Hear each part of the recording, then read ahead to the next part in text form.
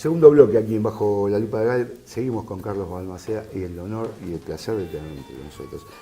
Hablábamos del problema sociológico y psicológico de la sociedad argentina. Han logrado algo que no teníamos más que en el ámbito del fútbol, si se quiere, o en la antinomia Ford-Chevrolet, en las carreras. Pero ahora la grieta se extendió hacia todos los costados. ¿Qué pasó, Carlos? Primero, la grieta existe desde hace 200 años o más, de todas maneras. Sí, digamos, me parece que es el drama, viéndolo desde un punto de vista, me parece que es el drama de un país, digamos, encorsetado en un juego pendular, entre ser patria o ser colonia. Me parece que no hay demasiado, porque vos ves que las mismas, el mismo tipo de endeudamiento que se da con Rivadavia 1820, sigue ocurriendo hoy, como ocurrió durante los años del menemismo y durante la dictadura. Bien. Esto me parece que es... Ciclos. Me parece que hay que tenerlo es en cuenta. cíclico. Lo novedoso quizá es que el proyecto kirchnerista, con todos sus más y sus menos, lo que trajo fue un sentido político que la sociedad argentina no tenía. ¿Sí? Y me parece que hay gente que además se ha politizado de la manera que pudo. Bien. ¿Sí? Hay una porción de la sociedad argentina que la pedagogía de esa politización ha pasado por los medios, lamentablemente. Claro. Entonces, a veces es llamativo cuando vos te pones a discutir con alguien y sabés que no tiene razón, que dispone de una información falsa, pero es precisa y abundante. Precisa en el sentido de que te puede dar hasta citas, ¿no? Casi tomando partido con un apasionamiento militante. Me parece ¿sí? lo mismo que yo haya leído una novela de ficción y te la cuente. Pero es importante ver también, el relato de los medios, fíjate que pasa por cosas absolutamente concretas y materiales. Cuando la Nata comienza toda su tarea de zapa sobre el gobierno de Cristina, el tipo lo que hace es siempre presentar cuestiones, no solo la Nata, ¿no? Pero él se dedica especialmente a esto. Son todas cuestiones concretas. No importa que sean falsas, tienen que ser concretas y tangibles. Claro. Entonces, es la escala técnica en Seychelles, es Vudú yendo a Carmelo con una valija. ¿no? Es decir, de ahí desarrollo una historia falsa y la cuenta como si fuese verdadera. Es decir, inventa una historia de ficción. Es la bóveda, no importa que él haga una significación y que después nos demos cuenta que no se puede abrir. Todo eso es producción. Entonces, el gran tema me parece que es también la capacidad de abstracción. No se apunta a la capacidad de abstracción, a donde está, digamos, en un plano de género lo ensayístico, donde está la reflexión política. No se apunta a eso. Se apunta a una novedad contada en términos de un relato cinematográfico o novelístico. O sea, con determinados clichés inclusive que tienen que ver con estos. Siempre hay. Fíjate que Seguro. En el caso de Aníbal Fernández jamás le dijeron la morsa. Posiblemente, sin embargo. No, lo que pasa es que es muy fácil asociarlo por cómo usa los bigotes. Listo. Entonces, pero a ver, vos preguntás en la sociedad argentina, ¿Aníbal Fernández es la morsa? Y te dicen sí. Aníbal Fernández mandó matar a tres personas, no importa, pero dicen sí. Lo difícil es cómo hacemos que esta parte de la población argentina se baje de ese relato. Digamos, que además es un relato que yo creo que había un sedimento. Digamos, lo que está apareciendo aquí, No, por supuesto. no casualmente empiezan a aparecer de vuelta los mismos relatos que durante la dictadura. No. Como esto es muy similar, yo estoy escuchando cosas que son muy similares a las que uno podía leer en la revista Gente. Eso es como lo que decimos coloquialmente o lo que decíamos coloquialmente hace 10 o 15 años atrás, el enano fascista, ¿no? Claro. Que te sale de adentro. Claro. Ese siempre está agazapado, que esto que el otro se adapta a las circunstancias. Ya el enano no está agazapado ni está en enano, y sí bien, es muy fascista. Claro, y aparte saca pecho ahora. Sí. Ahora saca pecho. Sí. Y hablando de los medios, principalmente de los medios, que creo que es el factor principal, ya no es más el cuarto poder, es el primer poder, es lo que te da vuelta una sociedad como te dio vuelta esta sociedad argentina o cualquier otra sociedad en el mundo donde le hizo creer que Bashar al-Assad era un asesino. Te iba a decir eso. Despiadado, pero sin embargo era el tipo que estaba sosteniendo su país contra la invasión de no sé cuántos mercenarios y cuántos países apoyando detrás, haciendo una carnicería terrible en su patria, ese tipo. en vez de ser considerado un héroe por mantener la dignidad y la soberanía de su país, obviamente operó la difamación, operó la demonización, porque es la manera de justificar toda esa mierda de ataques para destruir un país clave como Siria. Pero sigamos con la Argentina, Sí. y estamos hablando de los medios. Sí. En la época del gobierno de Néstor Kirchner y de Cristina, los medios hegemónicos se quejaban, va a desaparecer TN, Sí. va a desaparecer, qué sé yo, esta voz, que esto, que el otro, que son medios hegemónicos, medios con innumerable cantidad de radios y de canales de televisión, no solo en la capital federal, sino a lo largo y lo ancho del país. Sí. Sin embargo, estos mismos que se quejaban en el gobierno de Cristina, que hoy son poder, es decir, Macri gobierna, pero el poder lo tienen los medios, lo tiene Magneto, lo tiene la gente de la Nación, toda esa gente. Hay una gran cantidad de censura. Se quejaban todos del 678, programa, si se quiere, chiquitito en la TV pública, contra, y ahora vamos a hablar realmente, qué es lo que quedó, Leuco, Majul, La Nata, Morales Solá, Tenenbaum, Laje, Lehmann, Novarecio, Novarecio el discípulo de Marianito Grondona. Claro. ¿Longobardi lo nombraste? No, Longobardi me lo olvidé. ¿Contra quién? Contra Víctor Hugo. Sí. No podemos contar ya a Navarro porque Ya no le está. pegaron una patada en el Tujes. Y no hay mucho más. Sotoviasda navega entre una ola y otra, ambiguo, totalmente ambiguo. Y el gato silvestre siempre con su pulcritud, ¿no? Esa máscara que él se pone, ¿no? Esa semblanza que no se sabe si es real. Esa es la otra cuestión. Quedan muy pocos para hablar de lo que realmente se tiene que hablar. A mí me pasó hace poco en un canal de televisión, cuando me puse a hablar de cosas que realmente van al hueso de la cuestión, te sacan del aire. Sí. Acá, vos fíjate, quiero detenerme aquí. Durante el menemismo, el periodismo tuvo una posición, como llamaría Caparrós, en el único, creo, hallazgo que se le puede aceptar. Sí, Caparrós es otro asombroso, ¿no? Sí. Se detenía, y la base del periodismo era el honestismo. Digamos, el discurso de crítica hacia el menemismo estaba basado en que... en la cuestión de la honestidad. Una cuestión moral. No se iba al hueso de, bueno, esto es una nueva estructura de país, es un nuevo modelo de país, es un proyecto neoliberal.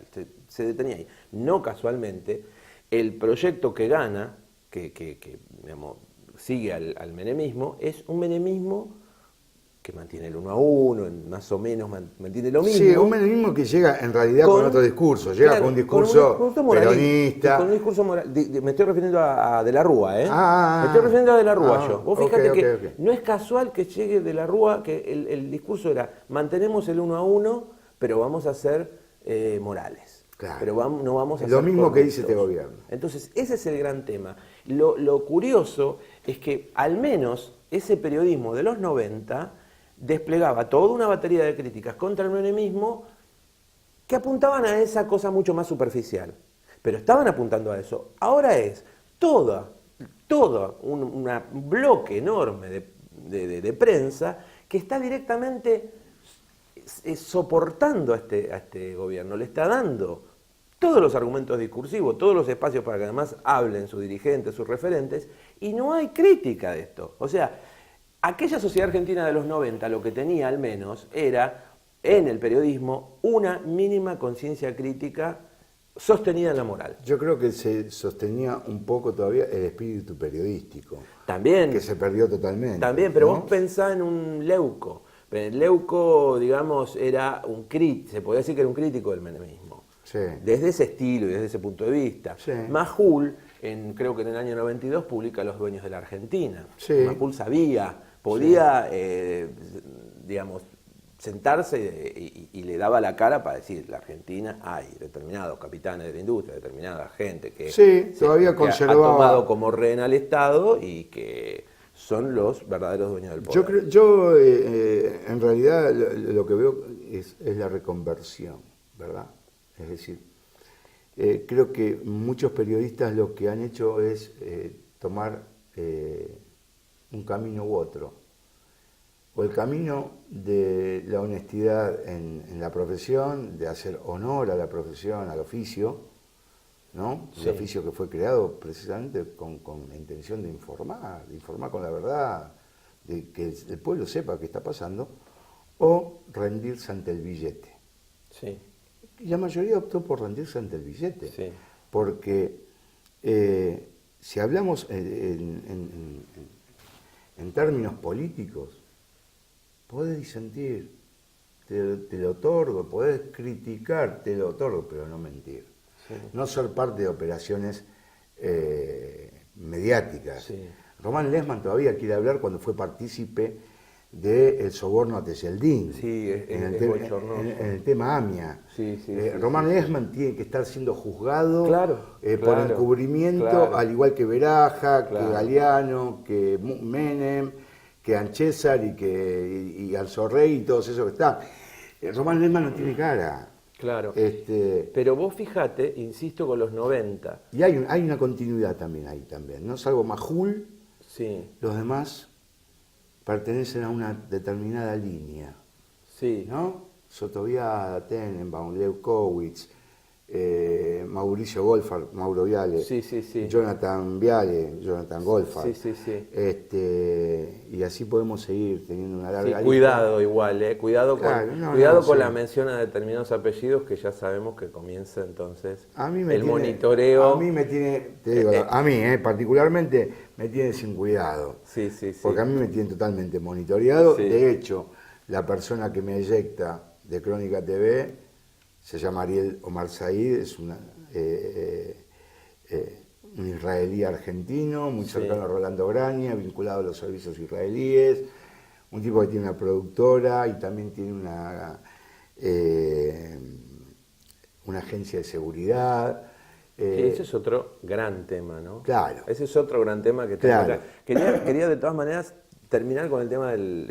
Sí, Si perdón, me permitís, yo te yo quiero ir interrumpí. igual a Claro. esa cuestión que es muy, muy interesante y está totalmente entrelazada. Olvidé de Ricardo Kirchman, de Clarín, ¿no? Claro. Blanc, Digo, también de Clarín. el gran tema acá es, fíjate que, porque vos hablabas, la sociedad argentina está enferma sociológica, psicológicamente, era tu pregunta, tu planteo, pero el gran tema acá, insisto, vos tenías una base de un periodismo crítico con tipos que existencialmente, para decirlo de alguna manera, se definían como tipos que decían, bueno, la verdad que yo estoy en contra de esta situación. Claro. Aunque sea un pequeño burgués que lo único que hace es, digamos, quejarse de la Discursivamente, inmoralidad. O de la inmoralidad de esto. discursivamente. En este momento ya esto no existe. Y curiosamente vos fíjate, La Nata, que es como un referente del periodismo transgresor en los 90, Sí, ¿no? sí. Un tipo que no dudó en pedirle a Gorregán Merlo el primer dinero para fundar Página 12. Al margen, ¿no? No, vamos a decirlo claro, ¿no? Claro. que Vamos no. a decirlo Digo, claro. Transgresor, yo digo en términos estéticos. y Sí, en pero términos fue de una transgresor puesta también en escena. términos económicos y en términos políticos, Claro. porque en aquel momento Gorregán Merlo era un fugitivo de la justicia. Sí.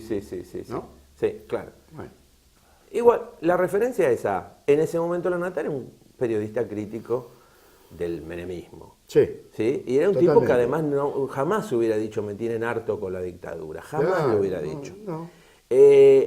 CQC era una expresión de periodismo rebelde, juvenil y transgresor. Hoy fíjate, si vos ves a todos aquellos mobileros, noteros, panelistas de CQC, todos están ubicados en el lugar más conservador del periodismo. Totalmente. El único que podés Toñetti. llegar a rescatar, exacto, es Daniel Toñetti. Toñetti. Y luego todos los demás ocupan lugares clave. Hay El otro día lo escracharon a Malnati, no sabía dónde ponerse. ese Malnati es un caso, luego... El de anteojito Narión, no me acuerdo cómo se llama. Bueno, hay uno que directamente está en La Nación Más haciendo, No, haciendo que su te digo programa. yo es un sionista recalcitrante que me estuvo hostigando por Twitter y la verdad, bueno, De CQC. sí llegué a SQC, un peticito, narigón, con anteojos, No con lo cara de recuerdo. boludo. Porque el que tenía muy ubicado yo como un impenitente sionista es a uno de Rulos, que no sé si conocés su historia. Después, si no, otro día lo hablamos No, de su no sé, historia. bueno. Pero la cuestión una es que historia muy particular, me jodía familiar por y... Twitter, ¿viste? Y qué sé yo. Y se llevó su merecido también, ¿no? Obviamente, tienen pocos argumentos en realidad. Pero es verdad, estos transgresores juveniles, incluso Mario Pergolini. Por supuesto, Pergolini este, es un sostén del gobierno de derecha de Macri. Claro, por eso, Yo, estos pibes piolas, que estaban en la rock and pop. Es interesante cómo se proyecta desde los 90 en la sociedad argentina la conciencia crítica, entre comillas, de ese periodismo que se suponía que realmente puede tomar posición. Y verlo hoy, con un gobierno de derecha, desembosadamente derecha, que ya está haciendo palidecer al menemismo,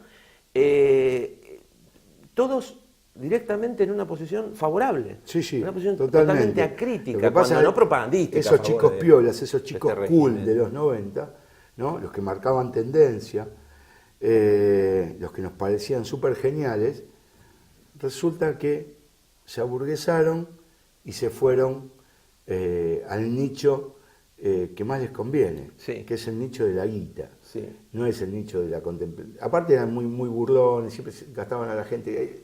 Ellos también tenían una falta de moral importante.